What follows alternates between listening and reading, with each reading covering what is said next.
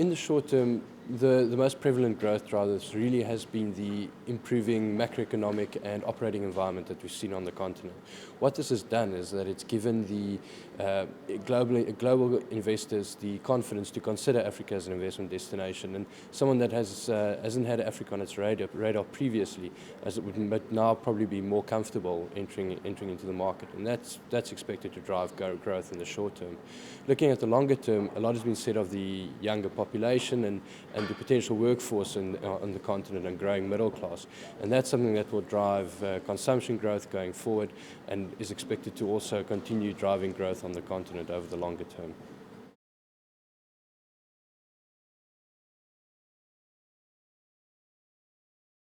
The biggest way that the continent can address this barrier really is to develop its local capital markets, and especially their debt capital markets, and also their local banking sectors. Corporates are currently finding it very difficult to access financing in its own currencies at low interest rates and competitive rates. And because they are unable to do that, they have to turn to hard currency borrowings, which constrains their ability to borrow and also constrains the amount of capital that these businesses can employ into the economy to drive the growth.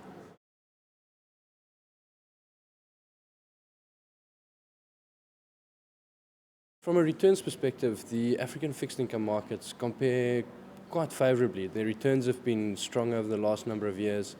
It's been eroded to some extent by a strengthening dollar in probably in the last 12 months or so, but it's still a compelling story relative to other emerging markets.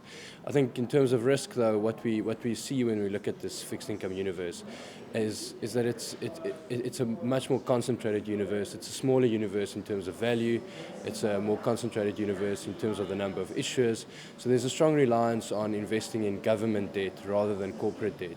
So even though you have the ability to earn these returns, you're not investing into the corporates that are driving the growth in the real economy.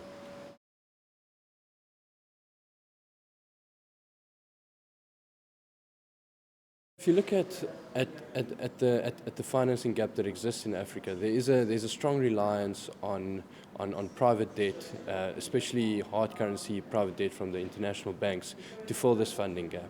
And given the pressure that the banks are facing, they are relying on investors to come alongside them to increase the amount of money that can be invested into the continent. Now, the banks are willing to lend money for longer periods of time, and they are willing to fund the infrastructure projects that are so desperately needed to develop the continent for them to enable growth going forward.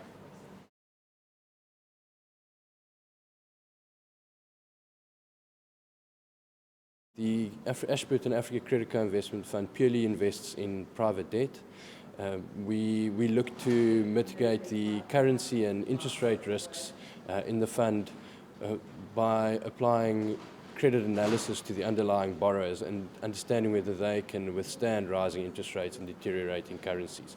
I think one of the other key differentiators is that we've set up the fund on a co-investment basis, partnering with Rand Merchant Bank, the investment banking division of the First Rand Group, where we have a right to consider all the assets that they originate on the continent for inclusion in the fund.